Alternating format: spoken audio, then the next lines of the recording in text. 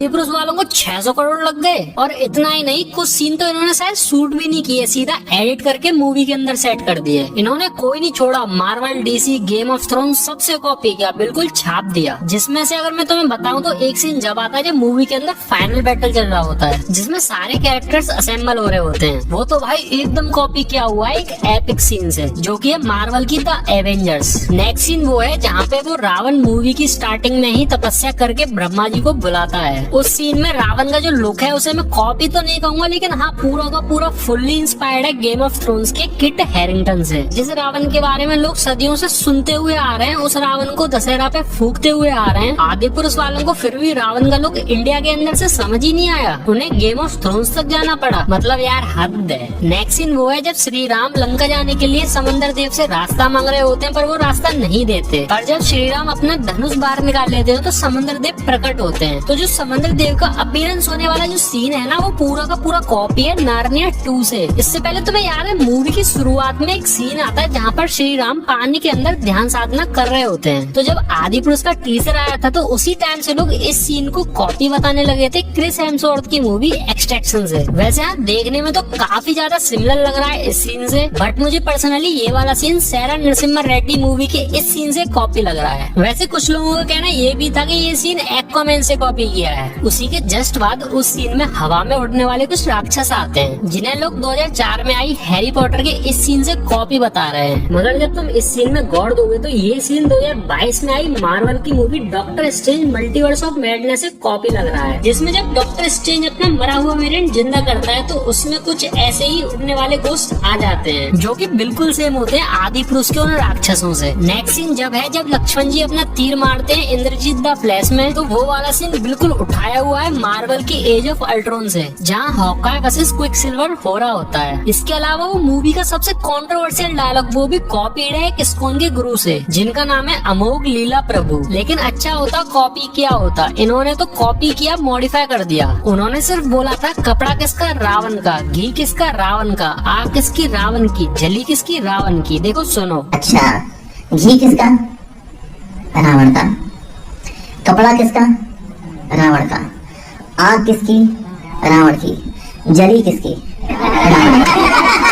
बस ये था डायलॉग। लेकिन उन छपरी राइटरों को पता नहीं क्या हुआ, उन्होंने सोचा हनुमान जी को गली का गुंडा बना दो और बाप घुसा दो। मतलब यार कुछ तो शर्म कर लेते। नेक्स्ट है वो चमगादड़, जो कि ना तो पुष्पक विमान है ना ही ड्रैगन है, पता नहीं क्या ही बना दिया बेसउर सा। और फिर भी कॉपी है गेम ऑफ थ्रोन्स के ड्रैगन से। अबे कॉपी करना था तो अच्छे स्किल पे करते ना, ये क्या माल फूक की कॉपी किया है। अगला वो देखा ही होगा जब रावण एंट्री मारता है अपने वेपन समन करता है, तो वो भी कॉपी है मार्वल के कैरेक्टर थॉर से। कभी लगता है एवेंजर्स एंड गेम वाला थॉर है और कभी लगता है एवेंजर्स इन्फिनिटी वॉर वाला थॉर है जिसने वकांडा में एंट्री मारी थी। और हाँ, जब रावण एंट्री मार के अपने वेपन से अटैक कर रहा होता है तो वो भी कॉपी है थॉर मूवी से, जहाँ थॉर के पापा ओडिन की स्टोरी दिखाई जा रही होती है। तो जब ऐसे ही सेम अटैक ओडिन करता है अपने गंभीर वेपन से जायंट फ्रॉस्ट के ऊपर, या फिर मैं कहूँ Ant Man and the Wasp Quantumania movie से, जहाँ पर कैंग सेम ऐसे ही अटैक करता है। इसके बाद अगला कॉपी किया गया है रावण की सेना को, वो भी एक नहीं 2 मूवी से, या मैं कहूँ सीरीज से। कुछ पार्ट कॉपी किए गेम ऑफ थ्रोन्स के नाइट किंग की सेना से, और कुछ पार्ट कॉपी किए गए हॉबिट के विलन एजॉक से। मुझे पर्सनली रावण की सेना एजॉक की कॉपी ज्यादा लग रही थी। अरे ये तो बस सीन ही कॉपी थे। मैं ऑनलाइन मोड से पढ़े हुए इन वीएफएक्स आर्टिस्ट का स्कैम दिखाता हूँ। देखो इस फ्रेम में गौर देना है ना, पहले इस कैरेक्टर को देखो और अब इस दूसरे कैरेक्टर को देखो। अब इस पहले वाले कैरेक्टर का क्लोन तुम्हें इसके और पास दिख जाएगा, और दूसरे वाले कैरेक्टर के क्लोन भी तुम्हें इसके और पास दिख जाएंगे। देख लो भाई, इस काम को करने में 600 करोड़ फूके हैं। कंट्रोल सी दबा के कंट्रोल वी दबाने में 600 करोड़ लग जाते हैं। भाई यार बहुत महंगी पढ़ाई हो गई आजकल की। इसके अलावा प्रवास ने खुद को ही कॉपी कर मारा। स्टार्टिंग में ही जब प्रवास उस पानी से निकलकर उन राक्षसों पे तीर चलाता है तो वो बिल्कुल कॉपी था बाहुबली के